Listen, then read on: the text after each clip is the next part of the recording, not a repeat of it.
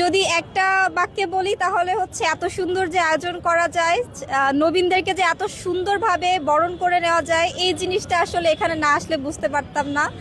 এবং আমি তাদের প্রতি অত্যন্ত কৃতজ্ঞ এবং তাদেরকে আমি আন্তরিকভাবে ধন্যবাদ জানাই এই জন্য। শিবির সম্পর্কে আমি শুধু একটা জিনিসই শুনতাম যে গুপ্ত গুপ্ত আর রক্কান, এইটুকুই জানতাম। আর এখন দেখে ভাবছি যে না, আসলে এগুলো সব মিসকনসেপশন।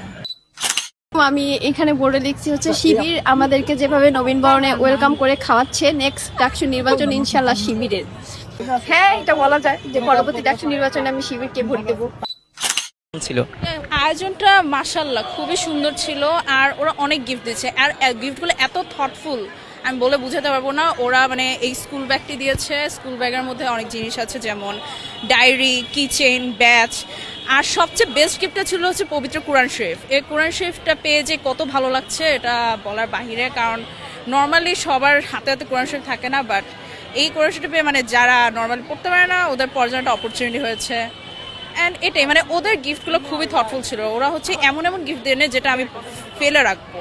তো আজকে যা দেখলাম যে শিবিরা খুবই ফ্রেন্ডলি মানুষ, ওরা অনেক সাপোর্টিভ, ওরা হচ্ছে ক্যাম্পাসটা কীভাবে একটা সেফ জায়গা বানানো যায় এর জন্য একটা মানে পদক্ষেপ নিচ্ছে, আর অলরেডি অনেক কিছু পদক্ষেপ নিয়েও নিয়েছে। So I am thankful to them for their effort. ওরা যে একটা ক্যাম্পাসটাকে একটা ভালো জায়গা, একটা স্টুডেন্ট ফ্রেন্ডলি জায়গা বানাতে চাচ্ছে, and I am really glad about it. ফুল নয়, ঢাকা বিশ্ববিদ্যালয়ের নবীনদের হাতে এবার তুলে দেওয়া হলো পবিত্র কোরআন শরীফ। ব্যতিক্রমী এই আয়োজন করেছে বাংলাদেশ ইসলামী ছাত্র শিবির। নবীন বরণের এই অনুষ্ঠানে কোরআন উপহার পেয়ে হাসি মুখে দেখা গেল শিক্ষার্থীদের। আমার কাছে শিবিরকে খারাপ লাগে না, ভালোই লাগে। আমি শিবির সাপোর্ট করি না এরকম কিছুই না, বাট পার্সোনালি আমার শিবিরদের কার্যক্রম খুব ভালো লাগে। মানে আমি নিজে কিন্তু কোনো দল করি না, কিন্তু আমার ভালো লাগে আর কি। গুপ্ত বলে এটা তো হচ্ছে মানুষ এক একজনের এক এক রকমের সবার তো আর সব ক্ষেত্রে সেম হবে না। পার্সোনালি আমার পছন্দ, আমার ফ্যামিলির, আমার মার বিশেষ করে পছন্দ। আমার মাও আমাকে এটা শিখাইছে যে ছাত্র শিবিরের যে প্রোগ্রামগুলো হয় আর কি, যা বিহেভিয়ার, ওইগুলো অনেক ভালো হয় আর কি, যে তুমি ওইগুলোতে অ্যাটেন্ড করবে। আমার মা এটা বলছে, তো আমারও নিজেরও ভালো লাগছে।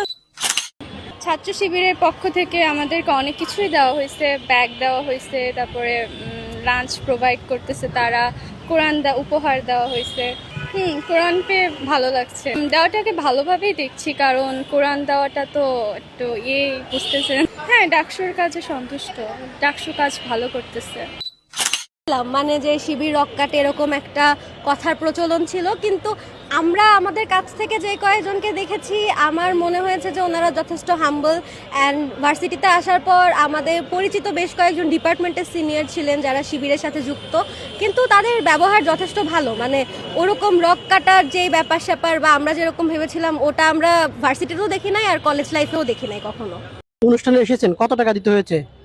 না, কোনো টাকা দিতে হয়নি, রেজিস্ট্রেশনটা ফ্রি ছিল। আমি কুরআন শরীফ কালেক্ট করেছি, একটা ব্যাগ, আর সাথে ব্যাগের মধ্যে হচ্ছে কলম, একটা ডায়েরি ছিল, আর খাবার।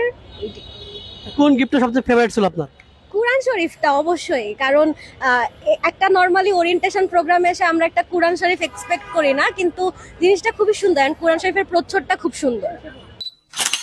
শিবির ইসলামী সংস্থা হইলেও এটি সকল ধরনের মানুষের সকল পোশাককে অনেক সম্মান করেন তারা। আমি কোনো প্রকার হেনস্থার শিকার হইনি এখানে, আমি বোরখা পরি না, তবুও তারা আমাকে অনেক ভালোভাবে এখানে সম্মানের সহিত নিচে। শিবিরের নবীন বরণ অনুষ্ঠানে এসে কেমন লাগছে আপনার? আলহামদুলিল্লাহ, অনেক বেশি ভালো লাগছে। ওনাদের হচ্ছে এনভায়রনমেন্ট প্লাস হচ্ছে অ্যারেঞ্জমেন্ট সবকিছু অনেক ভালো, অনেক ফ্রেন্ডলি আচার ব্যবহার, প্লাস হচ্ছে অ্যারেঞ্জ করা হয়েছে ছেলেদের মেয়েদের সবার জন্য, অনেক ভালো ছিল সবটাই। কত টাকা দিতে হয়েছে আপু এখানে? কোনো টাকা লাগেনি, সবটা ফ্রিতে রেজিস্ট্রেশন হয়েছে এবং আমরা অনেকগুলো গিফট পেয়েছি। শিবিরের কাজ যতদিন দেখছি তত শিবিরের প্রতি আমাদের আর কি এটা বেড়ে যাচ্ছে। আর এই তো শিবিরকে মানে অন্যান্য ছাত্র সংস্থার তুলনায় আমার মনে হয় যে শিবির সেরা, শিবিরের সাথে অন্যটার তুলনা হবে না। কি কারণে ছাড়া মনে হচ্ছে? শিবিরের প্রথমত বলবো ওদের হচ্ছে শিবিরের ডিসিপ্লিন, তারপরে শিবিরের যারা সদস্যবৃন্দ আছে তারা হচ্ছে আপনার হাইলি এডুকেটেড বলা যায় তাদের অভিজ্ঞতার দিক থেকে বা লিডারশিপ কোয়ালিটি। তো এই সব দিক থেকে আমার মনে হয় যে শিবির সেরা অন্যান্য ছাত্র দলের মানে ছাত্র সংস্থার তুলনায়। সরি, খুশি হইতেছে? ভয় পায় কি হাসে মানুষ? ভয় পায় এমনি খুশি হয় বলো?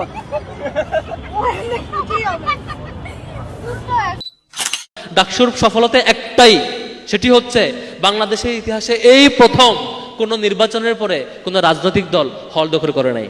ডাকসুর সফলতা হচ্ছে এই প্রথম যে ডাকসুর ল্যান্ডস্লাইড ভিক্টোরির পরে কেউ কোনো হল দখল করতে যায় নাই। ডাকসুর সফলতা হচ্ছে এই প্রথম যে ডাকসুর এই বিজয়ের পরে হলে গিয়ে আমরা বলি নাই আমাদের পিছনে মিছিল করতে হবে। ডাকসুর সফলতা হচ্ছে এই প্রথম যে একটা দল তার 2/3 ভোট পেয়ে 2/3 অধিক ভোট পেয়ে সংসদে যাবার পরে যখন তারা ক্ষমতা আরোহণ করে তখন কোনো ক্যাম্পাস এখন পর্যন্ত দখল করার সাহস করতে পারে নাই। বাংলাদেশের ইতিহাসে এই প্রথম ঘটনা।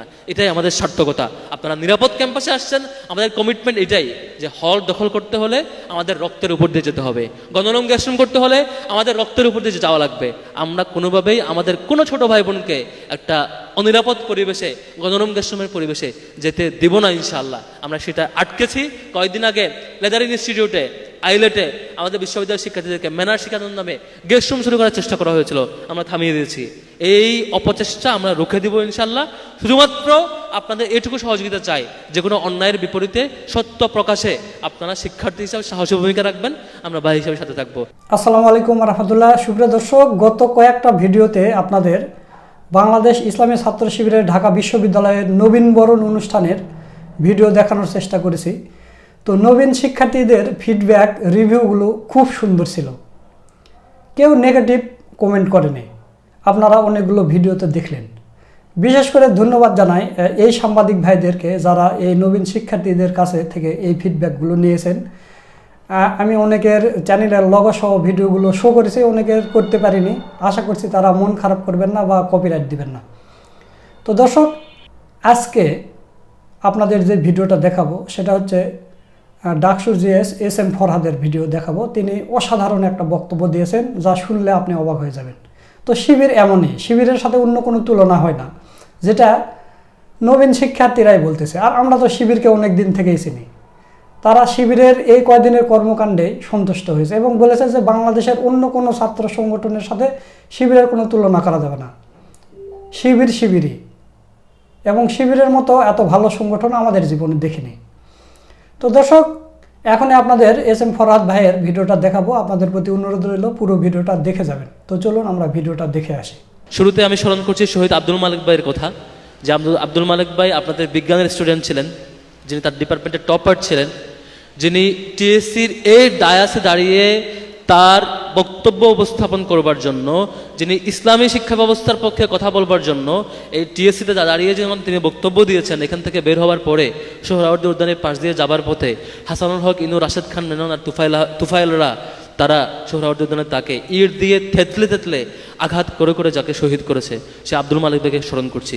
যে আব্দুল মালিক ভাই তার কথাগুলো বলে যাওয়ার চেষ্টা করেছিলেন, যার আদর্শ এখনও অসংখ্য শিক্ষার্থীর হৃদয়ে ধারণ করে, অসংখ্য শিক্ষার্থী আব্দুল মালিককে ফিল করে। আব্দুল মালিক ভাইয়ের জন্য রব্বুল আলামিনের কাছে শাহাদাত কামনা করছি, শাহাদাতের উচ্চ মর্যাদা কামনা করছি। সম্মানিত ভাইয়েরা, আপনারা যে ক্যাম্পাসে আসছেন, এই ক্যাম্পাসে দেখবেন কিছু সময় পার হবার পরে দুইটা চিত্র দেখবেন খুব ভালোভাবেই। একটা চিত্র হচ্ছে একই সময়ে দেখবেন কোনো কোনো শিক্ষার্থী, আপনার ভাই, আপনার বন্ধু, সে লাইব্রেরিতে পড়ছে, অথবা সে দেখবেন মসজিদে গিয়ে নামাজ পড়ছে, মন্দিরে গিয়ে তার ধর্মীয় প্র্যাকটিস যে পুজো বা আদার্স সেগুলো জারি রাখছে। আবার সে বাইরের রিসোর্সকে জানবার জন্য, একাডেমিক নির্দিষ্ট সিলেবাসের বাইরে পড়বার জন্য বিভিন্ন সেমিনার, সিম্পোজিয়াম, পাঠচক্র, বিভিন্ন জায়গায় গিয়ে লাইব্রেরিতে গিয়ে সে পড়বার চেষ্টা করছে। অথবা দেখে থাকবেন সে সময়টাতে আপনার কোনো বন্ধু কিংবা বান্ধবী সে আড্ডায় মেতে উঠছে, সে মদের আসর কিংবা গাজার আসরে সময় কাটাচ্ছে, হলের ছাদে বসে কিংবা কোনো একটা কর্নারে গিয়ে বন্ধুদের সাথে বিড়ির টান দিয়ে কিংবা গাজার টান দিয়ে সুখে সময় পার করবার চেষ্টা করছে। অথবা তিনি কোনো ভাইয়ের পিছে পিছে মিছিল করতে করতে সময় পার করার মধ্য দিয়ে তার আনন্দ, তার সর্বোচ্চ সফলতা তিনি মনে করছেন। 5টা বছর পার হওয়ার পরে দেখবেন একসাথে ক্লাস শুরু করেছিলেন আপনার কোনো এক বন্ধু, তিনি এখনো দিনে কয়েকবার মদ খাওয়ার মধ্য দিয়ে তিনি তার সফলতা খুঁজে পান। আরেক বন্ধু তিনি তার ক্যারিয়ারে উচ্চ শিখরে গিয়ে সবার আইডল হতে পারার মধ্য দিয়ে তিনি তার সফলতা খুঁজে পান। আরেক বন্ধু তিনি পিতামাতার স্বপ্নের সন্তান কিংবা তার চোখের আদর্শ, চক্ষুষিতকার এক সন্তান হিসেবে রূপ নিয়ে তিনি সকলের রোল মডেল হয়েছেন। আবার আপনি দেখবেন আরেক কোনো এক বন্ধু পিতামাতার অভিশপ্ত শয়তানে পরিণত হয়েছে, যাকে কেউ এখন দেখতে পারে না। এলাকার যে যুবকেরা, এলাকার যে শিশুরা, যে মুরব্বীরা তাকে নিয়ে গর্ব করতো, 5 বছর পরে চিত্র পাল্টে গেছে। আমি আমার ক্যাম্পাসে দেখেছি, আমি যখন ফার্স্ট ইয়ার আসছি, একসাথে একই রুমে ঘুমিয়েছি, একসাথে মসজিদে গিয়ে নামাজ পড়েছি, ফজরের সময় নামাজ পড়েছি, 5 বছর পরে দেখেছি তিনি প্রকাশ্যে গাঁজা খান, প্রকাশ্যে মদ খান, প্রকাশ্যে আজে বাজে অশ্লীল কাজ করেন। তিনি তার বিবেকে একটু বাধা দেয় না, কারণ তার বিবেকটা তেমন করে গড়ে উঠেছে 5 বছরে। এই ক্যাম্পাসে সব কিছু আয়োজন আছে, কেউ আপনাকে নিষেধ করবে না তুমি এটা কইরো না। আপনি খারাপ কাজে জড়াতে পারেন, আপনি ভালো কাজে জড়াতে পারেন। মাঝে 5টা বছর এই ক্যাম্পাস কারোর জন্য অভিশাপের কারণ হয়, এই ক্যাম্পাস কারোর জন্য সফলতার কারণ হয়। আমার মনে হয় যে ভাই এবং বোনেরা এখানে উপস্থিত হয়েছেন, আপনারা আপনার বন্ধু বাছাই সতর্ক হবেন। যে বন্ধুরা আপনাকে বিপথে নিয়ে যায় তাদেরকে কাছে আনবার ক্ষেত্রে, কাছে আসবার ক্ষেত্রে, কাছে টেনে আনবার ক্ষেত্রে সতর্ক থাকবেন, সেটুকু অনুরোধ থাকবে। ক্যাম্পাসে বিশাল ডাইভার্স এরিয়া। এই ক্যাম্পাসে 5টা বছর পার হবার মধ্যে দেখবেন আপনার বন্ধু আজকে পাশে যিনি বসে আছেন তিনি বেস্ট বিতার্কিক হয়ে বেড়ে উঠেছেন। আপনার যে বন্ধু তিনি ডিপার্টমেন্টে বেস্ট রেজাল্ট করে বের হয়ে উঠছেন। আপনার যে বন্ধু তিনি ভালো পড়াশোনা এবং অধ্যবসায়ের মধ্য দিয়ে তার সর্বোচ্চ সফলতার উচ্চ উদাহরণ তিনি দেখিয়েছেন প্রত্যেকটা জায়গায়। আপনার তিনি দেখবেন তিনি তার যত লিমিটেশন ছিল সবকটা লিমিটেশন তিনি এখানে ফেস করে তিনি তার কোয়ালিটি দেখাতে পেরেছেন। আমরা দেখবো হয়তো সেটি, আবার বিপরীতে দেখবো কেউ হারিয়ে যাচ্ছেন। সম্মানিত ভাইয়েরা, আবার দেখে থাকবেন আজকে আপনারা খুব ভালো সময় পার করছেন, একটা সময় আসবে কেউ ষড়যন্ত্র করবে, আপনাদেরকে দাস বানানোর প্রকল্প হাজির করবে। কেমন করে তিলে তিলে প্রথম বর্ষের শিক্ষার্থীদেরকে দাস বানানো যায়, কেমন করে বাধ্য করে মিছিলে নেওয়া যায়, সেই ষড়যন্ত্র কেউ না কেউ করবে, এখনো শুরু করেছে। কেয়ারফুল থাকা দরকার।